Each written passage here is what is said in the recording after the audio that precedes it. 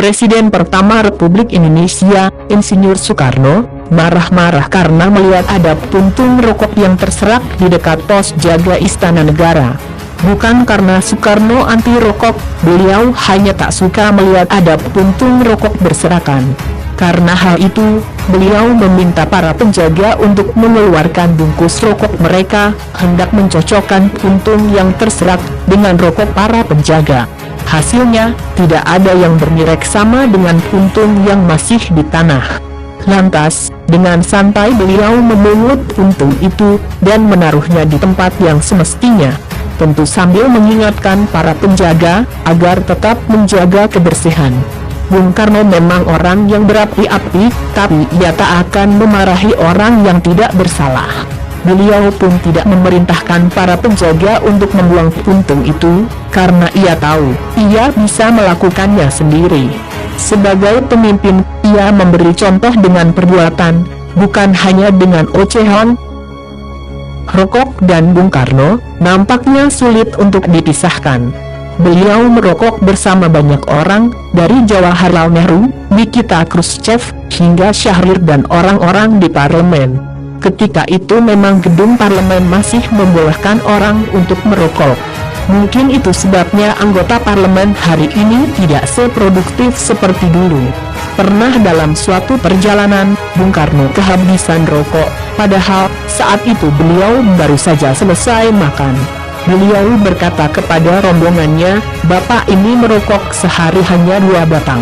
Setiap habis makan 1 batang. Kenapa rokok saya 1 kaleng yang isinya 50 batang, bisa habis 1 hari, itu bagaimana?" Ternyata, rokok Bung Karno juga dihisap oleh para pengawalnya. Karena itu, rokok Bung Karno kemudian dipegang oleh ajudannya yang bernama Mangil, supaya selalu utuh. Kenapa begitu? Karena tidak ada yang berani minta rokok padanya, dan karena Mangil sendiri tidak merokok. Tak hanya itu, Mangil pun pada suatu kesempatan diminta Bung Karno untuk selalu membawa korek api. Kala itu, Bung Karno berkata, "Mangil, kamu itu selalu dekat saya, ibaratnya, kamu harus selalu memegang baju saya sebelah belakang. Maka dari itu, kamu harus selalu membawa sakarin dan korek api. Sungguh pun yang minta api itu bukan saya, tetapi orang lain. Kamu memberikan api kepada orang yang akan merokok, kamu dapat pahala." Begitulah Soekarno, pemimpin besar revolusi sekaligus bapak bangsa Republik ini. Sebagai perokok, beliau mengenal etika dan bertanggung jawab. Tak suka ia melihat puntung rokok berserakan, tapi juga tak segan ia membuangnya sendiri, tanpa memerintah orang lain, dengan santai, tanpa perlu memaki. Sebagai pemimpin, beliau adalah panutan bagi banyak orang.